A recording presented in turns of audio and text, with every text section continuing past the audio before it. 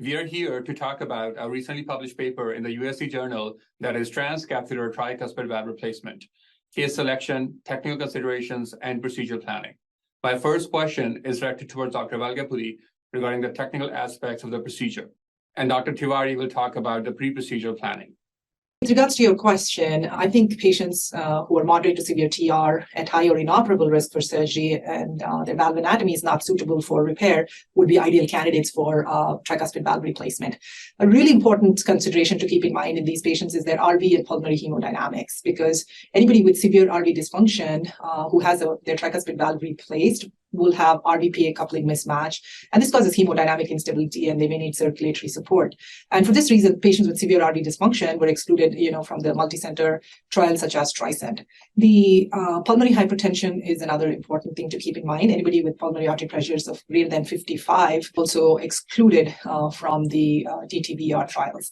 Now, the right-sided system is a low-pressure system, and these patients may need anticoagulation. And if patients are unable to take anticoagulation for any reason, repair may be a better option. The other consideration to keep in mind is those patients with pacemaker wires. They pose a unique challenge to repair, and as such, these patients may be better suited with valve replacement.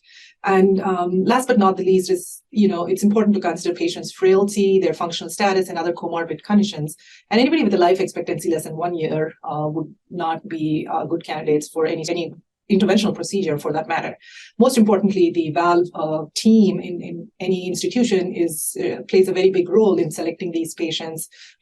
With regards to technical considerations of the procedure itself, the access is important. These valves are large, and so we need large bore access. The transjugular or transfemoral approaches are what we use right now. The transjugular may be a straight shot. And then the thing to consider for transfemoral is in patients with IVC filters, because it's really important to, maneuver through those filters. The other access can be transapical in those who don't have either transjugular or transfemoral. Now, the lack of calcium in the tricuspid annulus, as well as really large valves, it's important to use valves that may have good radial strength so they stay in place. Also, the tricuspid valve is close to the AV node, and so there is a risk of pacemaker. In the TRISCEND study, 11% of patients required a permanent pacemaker within 30 days. This number may seem to be high, but the need for pacemaker is also high with surgery, even as much as 20% in some reports. The thing to keep in mind is that these valves haven't been around for a long time, and there is the concern for bioprosthetic valve degeneration. We've seen that these valves are doing well in the TAVR space, even at 5 and 10 years. And finally, the consideration about valve-in-valve procedures, if needed in future, these may be things to consider while planning these procedures.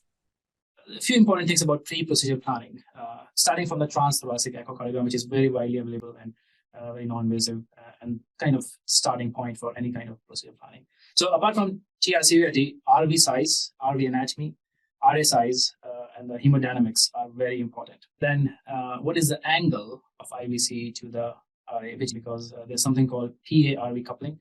Seen in the trials, especially in the first 2 days, there's a high risk of going into RV failure in patients who have pre-existing RV dysfunction. Most important, I think the workhorse for pre-procedure planning is TEE, tricuspid valve annulus and leaflets, as well as the mechanism of TR. Again, if there are any RV leads, what are the positions of leads, and it kind of supplements a transthoracic echocardiogram. Okay, coming next to the intra-procedural imaging, which is mostly as of now we are doing mostly with TEE, and so you need to know right from the beginning where the catheter system is entering from the IVC to the point where is it alignment. So talking about the types of various TTVR evoke system, I think in the TRISCEND 1 trial, we have established the feasibility, and now TRISCEND 2 trial is undergoing in the US, which will actually tell us more about the efficacy and the mortality benefit and how much TR can be reduced with that.